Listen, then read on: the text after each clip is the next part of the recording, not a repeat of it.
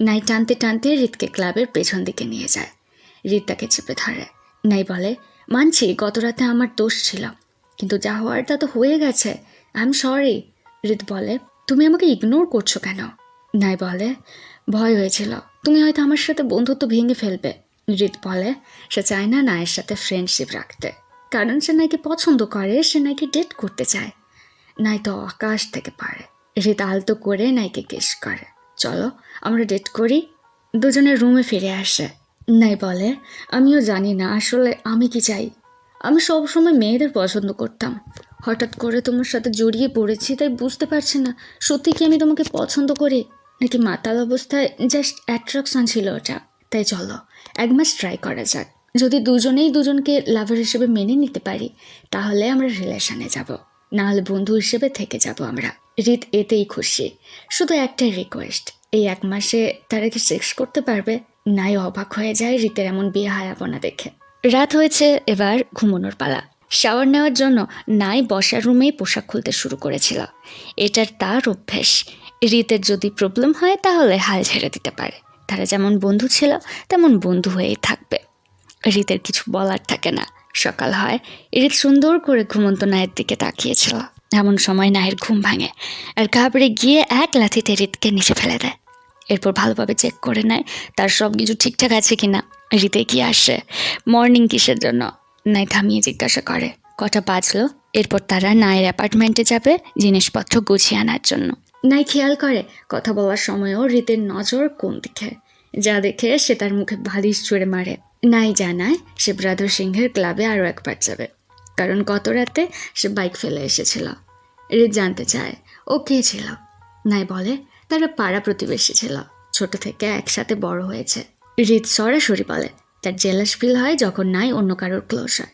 নাই ভাব নিয়ে বলে, তা আমি কি করব? সে দৌড়ে ওয়াশরুমে চলে যায়, কারণ তার হঠাৎ করেই হার্টবিট বেড়ে গিয়েছিল রিতের কথা শুনে। নাই নিজেকে বোঝায় হয়তো এতটা দৌড়ে এসেছে তাই এমনটা হচ্ছে, আর বেশি কিছু নয়। শাওয়ার নিয়ে বেরিয়ে এসে সে দেখে রিত আগে থেকে তার পোশাক রেডি করে রেখেছে। এমন সময় রিতের উপস্থিতি। নাই দৌড়লক করতে যায়।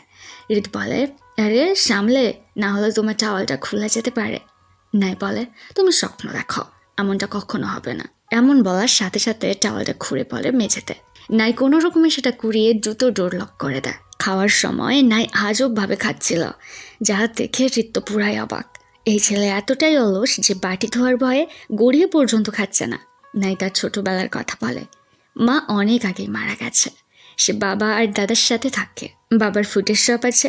ছোটবেলায় কাজে যাওয়ার আগে বাবা তাকে প্রতিবেশী অর্থাৎ ব্রাদার সিংহের মায়ের কাছে রেখে আসতো। আন্ট ভীষণ ভালো, তবে হাসির ব্যাপার কি জানো, আমি যখনই কাঁদতে যেতাম তখন ব্রাদার সিং ঠোঁটেল ট্রেট লিপস্টিক লাগিয়ে বলতো, কান্না না থামালে এখনই সময় কিস করে দেবে। আর ভয় পেয়ে আমি চুপ হয়ে যেতাম। এরপর থেকে ঠিক করেছিলাম লাল লিপস্টিক পরা মেয়েদের থেকে আমি 100 হাত দূরে থাকবো। রিত বলে, দেখো আমার ঠোঁট কিন্তু লাল নয়, তাই আমাকে ডেট করতে পারো।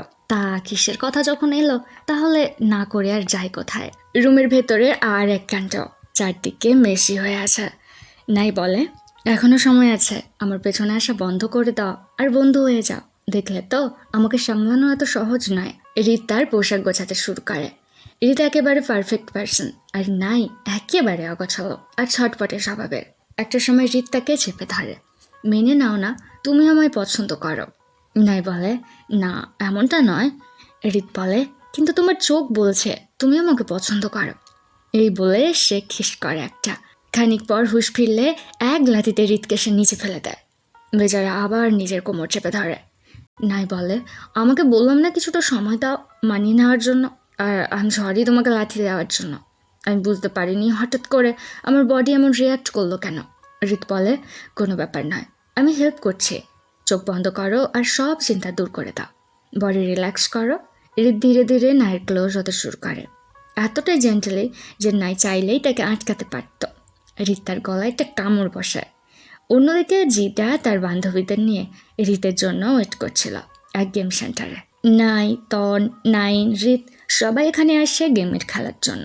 জিদা ওয়েট করছিল সুযোগ পেলে সে রিতকে পটাবে। তবে দলের অন্যরা এলে রিত আর নায়ের কোনো পাত্তা নেই। বন্ধুরা আলোচনা করছিল নায়ের হার্ট ব্রেক হওয়ার পর থেকে রিত সবসময় ওর সাথে থাকছে। হয়তো 2 দিন পর শুনবো ওরা নিজেরাই রিলেশনে চলে এসেছে। তন বলে, বাজে বকিস না, নাই মেয়েদের পছন্দ করে। ওরা খেয়াল করে জিজা আর তার বান্ধবীরা লুকিয়ে তাদের কথা শুনছে। ওরা কাছে গেলে তারা চলে যায়। ব্যাগপত্র গুছিয়ে নাই রেডি হচ্ছিল ক্লাবে যাওয়ার জন্য। সমস্যা বাঁধে গলায় কামড়ের দাঁত তখন ফুটে উঠেছে। ব্রাদার সিংহের নজরে গেলে প্রশ্নের উপর প্রশ্ন করবে। নাই রিতকে নিজের বন্ধু হিসেবে পরিচয় দেয় আর রিতকে বসিয়ে ব্রাদার সিংহের সাথে আলাদাভাবে কথা বলে। ব্রাদার বোঝায়, রিতের মতো মানুষকে হাতছাড়া করো না। যতদূর দেখছি ও তোমাকে ভালোবাসে, কেয়ার করে। নাই বলে, আমার ভয় হয় যদি তারা রিলেশনে যায় আর একদিন ব্রেকআপ হয়ে যায়, সে একটা ভালো বন্ধুকে হারিয়ে ফেলবে। রুমে ফিরে মুভি দেখছিল তারা, সাথে স্ন্যাক্স খাচ্ছে। একটা সময় ভয় পেয়ে নায়ের হাত থেকে থাকা পিৎজার টুকরো দূরে গিয়ে পড়ে। রিত দ্রুত মুভি অফ করে কার্টুন চালায়। এবার নাই কার্টুন দেখতে দেখতে ঘুমিয়ে পড়েছে। রিত তাকে রুমে পাঠিয়ে দেয় আর দেখে নাই কখন যেন একটা পিৎজার টুকরো নিজের ব্যাগে লুকিয়ে ফেলেছে। রিতের কাছে নাইয়ের এমন ব্যবহারগুলো ভীষণ কিউট লাগে। ঠিকঠাকভাবে শুয়ে কপালে ছোট্ট একটা কিস দিয়ে রিতও তার পাশে শুয়ে পড়ে। মাঝরাতে নাই শুশু পায়, কিন্তু হরর মুভি দেখার জন্য তার ভয় করছিল। তাই সে রিতকে ডাকাডাকি করে ঘুম ভাঙায় আর বাথরুমের দরজায় গিয়ে দাঁড় করায়। এভাবে সময় কাটছে, কিন্তু নাই আর বের হয় না, কারণ সে অনেক আগেই বিছানায় চলে গেছে। প্রতিশোধ নেওয়ার জন্য রিত ধীরে ধীরে ভূতের মতো এগিয়ে আসছে নায়ের থেকে। নাই ভয় পেয়ে জেগে ওঠে। এবার সারা রাত সে কীভাবে ঘুমোবে? এমনিতেই তার ভূতে ভয় করে। এরপর থেকে সকালে খাবার বানানো থেকে নায়ের পোশাক আয়রন করার কাজ রিত করে। নায়ের একটাই কথা, তার আয়রন করা পোশাক মোটেও ভালো লাগে না। এটা তার স্টাইল নয়। কেন রিত সবসময় তার পোশাক আয়রন করে রাখে? এরপর থেকে জিডা রিতকে স্ন্যাক্স দিতে শুরু করে। যদিও সাহস হচ্ছিল না রিতকে প্রপোজ করবার। বন্ধুরা বোঝায়, বেশি লেট করিস না, ভালো করে দেখ। নাই আর রিত অনেকটা ক্লোজ, হয়তো ওদের সম্পর্কটা সহজ নয়। নায়ের খানিক জেলাস ফিল হয়। সে জিডা দেওয়া স্ন্যাক্সটা রিতের থেকে নিয়ে খেতে শুরু করে। বন্ধুদের নজর যায় নায়ের আয়রন করা পোশাকের ওপর। তাদের বন্ধু তো কখনো এমন পোশাক পরে না। নাই আর কি বলবে, আসলে সে তো বাধ্য হয়েছে, কারণ প্রতিদিনের মতো আজও যখন সে রিতকে পোশাক আয়রন করার নিয়ে বারণ করছিল আর রিতের সামনেই পোশাকটা দুমড়ে মুচড়ে পরে নিচ্ছিল, তখন রিত ভীষণ রেগে যায় আর তার ক্লোজ হয়ে বলে, চলো আমি হেল্প করছি পোশাকটা আরও ভাঁজ ফেলতে। বেচারা নাই তারপর থেকে আর কমপ্লেন করেনি। গুড বয়ের মতো আয়রন করা পোশাক চুপচাপ পরে নেয়। সকালের ঘটনার জন্য সে এখনও রিতের উপর রেগে আছে। রিত বলে, আজকের ডিনারের বিল সে পে করবে আর নাই যা চাইবে সেটা সে খেতে পারবে। তাই নাই যেন তার উপর রাগ না করে। সাথে সাথে নাই উঠে পড়ে। বন্ধুরা জানতো নাই এমনই, বেচারা খাওয়ার বিলে সব ভুলে যায়। বারবিকিউ শপে এন্ট্রি হয় এক নতুন ক্যারেক্টারের, যার নজর পড়ে তনের ওপর। আসলে ছেলেটা তনকে পছন্দ করে, তাই লজ্জায় সামনে না গিয়ে দূরের একটা টেবিলে গিয়ে বসে বান্ধবীদের সাথে। বান্ধবীরা বুঝতে পারে তাদের ফ্রেন্ডের নজর কোন দিকে।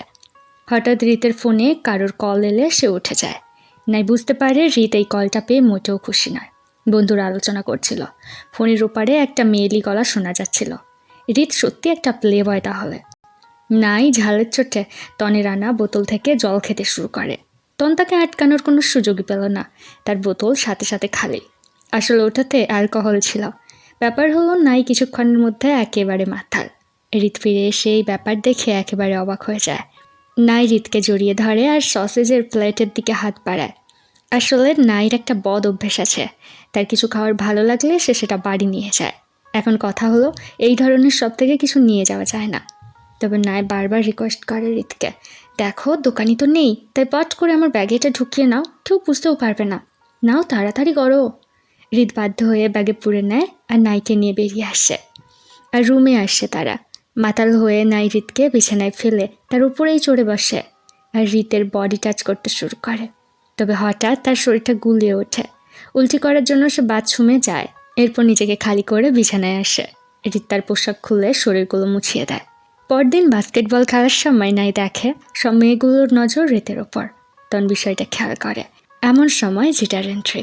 এইবার সে খানিক সাহস নিয়ে রিতের কাছে যায় আর নিজের নাম্বারটা দেয়। এমনকি পাশে বসে গল্প করতে শুরু করে তারা। এইসব দেখে নাই বিরক্ত হয়ে রিতের কাছে যাচ্ছিল, তবে তন তাকে আটকায় আর নাইকে খেলার জন্য নিয়ে যায়। তবে এমন সময় একটা বল এসে লাগে নাইয়ের পেছে। নাই পড়ে যায়। রিত দ্রুত ছুটে আসে আর তনকে ঠেলা দিয়ে সে নিজেই নাইকে তুলে ধরে। নাই মজা করে বলে, তুই তো দেখছি আলোর থেকেও জোরে দৌড়তে পারিস। রিত বলে, ঠিক আছিস তুই? নাই রিতের দেওয়া আইস প্যাক না নিয়ে ইন্থার সাথে চলে যেতে গেলে রিতের ভীষণ জেলাস হয়। সে এক প্রকার নাইকে টেনে নেয় নিজের দিকে আর দুজনে চলে যায়। জিদা বলে, এদের দুজনের মধ্যে নিশ্চয়ই কিছু চলছে। তন বলে, এটা অসম্ভব। নাই তার ছোটবেলাকার বন্ধু আর তার বেস্ট ফ্রেন্ড, সে জানে নাই ছেলেদের পছন্দ করে না। জিদা বলে, তুই তো ওর কত কাছে ছিলি, কিন্তু রিত অত দূরে থাকা সত্ত্বেও কত দ্রুত ছুটে এলো আর নাইকে তুলে ধরলো। বিষয়টা বন্ধুদেরও চিন্তায় ফেলে। আজকাল নাই আর রিত সত্যিই অনেকটা ক্লোজ থাকে। রুমে ফিরে নাই নিজের পোশাকগুলো গুছিয়ে ফেলতে শুরু করে। নাই বুঝতে পারছিল সে রিতকে ভালোবেসে ফেলেছে, কিন্তু রিত এখন জিদার প্রতি ইন্টারেস্ট রাখে, তাই তার চলে যাওয়াটাই হয়তো উচিত হবে। রিত রুমে আসে, সে এত সহজে নাইকে হারাবে না, কিন্তু সেও চায় নাই নিজের মুখে স্বীকার করুক যে রিতের প্রতি তারও ফিলিংস আছে। কিন্তু নাই কিছু না বলে বেরিয়ে যেতে গেলে রিত আটকায়। এবার সে নিজে থেকে নাইকে থাকতে বলে। নাই বলে যে এটা সুন্দরী মেয়ে, তুমি ওকে পছন্দ করো, তাহলে আমি এখানে থেকে কি করব? রিত বলে, জিদার কথা ছাড়ো, তুমি একবার বলো তো যে তুমি কি আমায় পছন্দ করো, আমার সাথে থাকতে চাও, তারপর চলে যাওয়ার সিদ্ধান্ত নিও। রিত বলে সে জিদাকে নয় নাইকে পছন্দ করে, আর নিজের দিকে টেনে বলে, বলো তুমি আমায় পছন্দ করো কি না? নাই ধীরে বলে, আমি। রিত কিস করে তাকে একটা, এত আসতে নয়, দ্রুত বলো। নাই বলে, আমি তোমাকে ভালোবেসে ফেলেছি, শুনতে পেলে আই লাভ ইউ। এই বলে সে রিতের লিপস কভার করে, কিন্তু রিত একেবারে তাকে কোলপাচা করে তুলে নেয়। নাই জোরে নিজের চোখ বন্ধ করে নেয়। রিত বোঝায়, চোখ খোলো, তাকাও আমার দিকে। সে নায়ের পুরো ফেসে ছোট্ট ছোট্ট চুমুতে ভরিয়ে দেয়। দুজনের মধ্যেকার ভুল বোঝাবুঝিগুলো মিটে যায়। নাই বলে, আমাদের মাঝে মাত্র একবার সেক্স হয়েছে, তাতেই আমি তোমায় ভালোবেসে ফেলেছি, আর আজকের পর থেকে তো আমাদের মধ্যে ওটা নর্মাল ব্যাপার হয়ে যাবে। তখন আমি আরও গভীরভাবে তোমাকে চাইব। 2 দিন পর তুমি যদি ব্রেকআপ চাও, আগের মতো প্লেবয় হয়ে ওঠো, তাহলে ভেবে দেখেছ আমি কিভাবে বাঁচব? রিত বলে, এর অর্থ তুমি সারা জীবন আমার সাথে থাকতে চাও, তাই তো? আমিও তো এটাই চেয়েছিলাম, সারা জীবন একসাথে কাটাতে। আমি তো শুধু তোমারই। এরপর রিতের কর্মকাণ্ড শুরু। শাওয়ার নেওয়ার সময় নাই তাকে হাবি বলে ডাকে, তার নাকি ভীষণ খিদে পেয়েছে। রিত বলে, কি বললে তুমি? নাই বলে, কেন হাবি, তোমার এটা পছন্দ হয়নি বুঝি?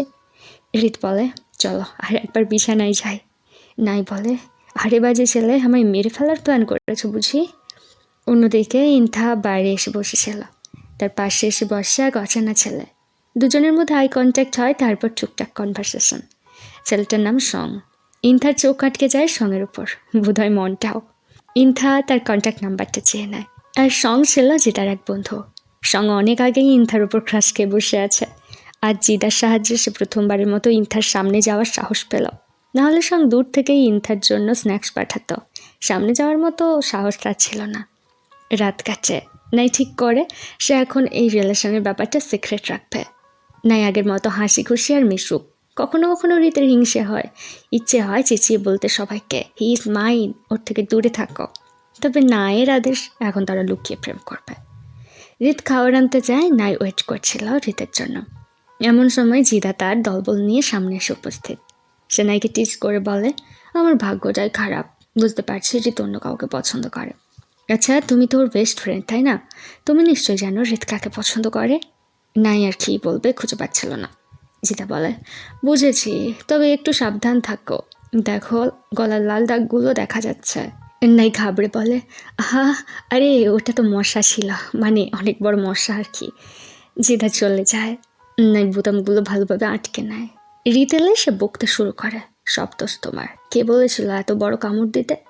রিত বলে, আমি আর কি করতাম, আমিও চাই সবাই জানুক তুমি সিঙ্গল নাও, আর তুমি তো চাইছো না আমাদের রিলেশনের ব্যাপারটা সবাইকে জানাতে, তাই এমন একটা কাজ করেছি যাতে সবাই দূরে থাকে তোমার থেকে। ক্লাসে আসা, তার মাঝখানে নায়ের প্রতি কেয়ার, এই সব বিষয়গুলো বন্ধুরা খেয়াল করে। তারা বুঝতে পারে যে জিদার সন্দেহই হয়তো সত্যি। ঠিক হয় তারা রিতকে বিষয়টা সরাসরি জিজ্ঞাসা করবে।